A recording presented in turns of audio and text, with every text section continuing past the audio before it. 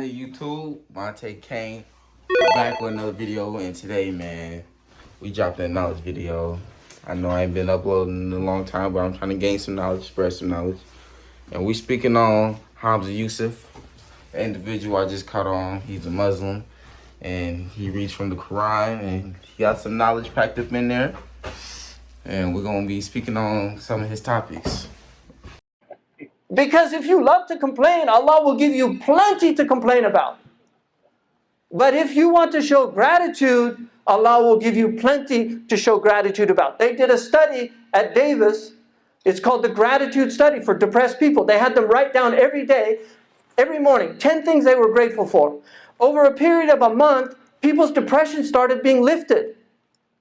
وَإِن تَعُدُّوا نِعْمَةَ اللَّهِ لَا تَحْصُوهَا. If you start counting the blessings of Allah, you'll never come to an end. You give thanks just by waking up in the morning, or just being grateful that you're not in Israel and you got missiles shooting above your head and you don't got nowhere to go.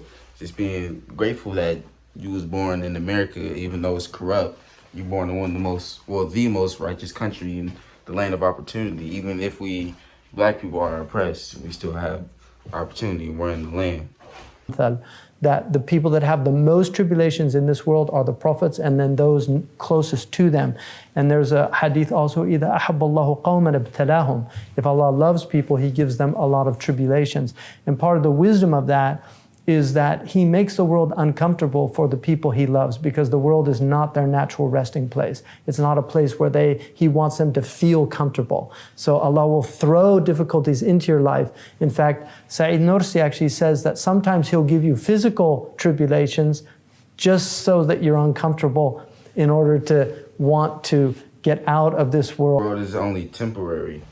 Nothing we can do on this earth can get us to heaven, but we can abide by rules that Jesus has set out for us. And with the temptation that the human has should make you not want to be a part of this physical form no longer.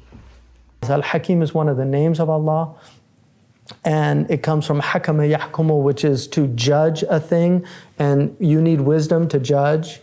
And so whatever He decrees is out of His wisdom. So He says no action of the Hakim is out of foolishness. An obstacle happens, that obstacle was supposed to happen to you. You were meant to get around it, not get stuck on it. He was talking about, Hamza was just talking about how the ones closest to the Prophet go through the most tribulation.